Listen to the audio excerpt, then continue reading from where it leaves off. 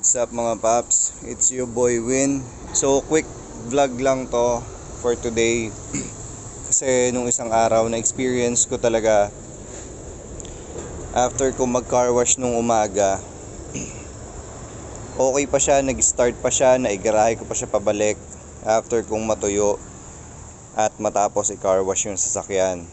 And then after that, nung hapon naalis ako para bumili ng groceries.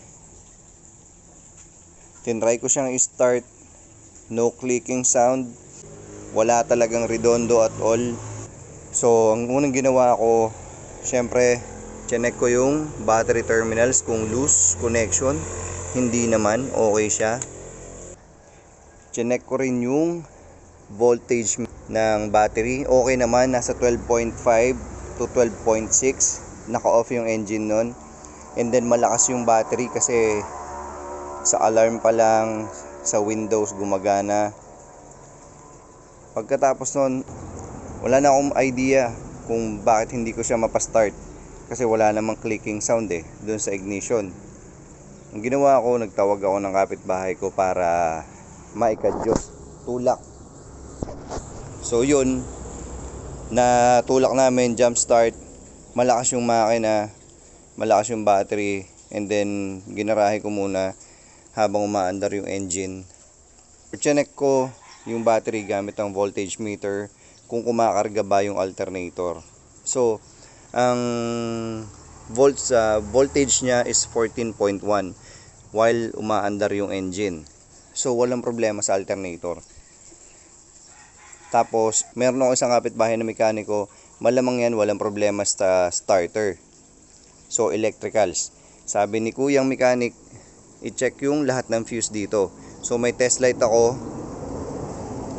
chinek ko lahat ng fuses. Eto, lahat yan okay naman siya, lahat, buo lahat, walang problema. Pagkatapos nun, naalala ko meron pang fuse sa loob dito sa may gilid ng clutch pedal. Eto mga paps, ayan. So inopen ko yung fuse box, then syempre chinek ko tong guide or legend. Yan. So iisa lang naman yung nakita ko na related kung bakit hindi mag-start yung sasakyan ko. Yung engine, 10 amperes na fuse. So ito palang 10 amperes na fuse na to, itong pula na to, yan, ito pala yung starter fuse. Ayun. So binunot ko siya, and then nakita ko yung starter fuse. Yan, putol. Kita nyo naman dyan sa picture na yan, putol siya. So yun, nag-trip na pala, or nag-trip yung starter fuse natin dito sa kotse. Napakaliit na bagay, napakaliit na piraso, pwedeng mag-cause ng maraming spekulasyon para maisip mo kung ano yung mga dapat i-check sa sasakyan mo kung bakit hindi siya mag-start. So pagkatapos nun, ma-check ko, buti na lang meron akong reserva na 10 amperes na fuse. Sinalpak ko, basta pagkasalpak ko, switch on ko engine, and then start ko. Nag-start na yung engine. So yun, nag-start na yung makina, okay na. So yun lang pala, yung fuse na to, etong fuse lang na to pala, na maliit, yung dahilan kung bakit hindi siya mag-start. Walang redondo, no clicking sound. So ayun lang mga paps.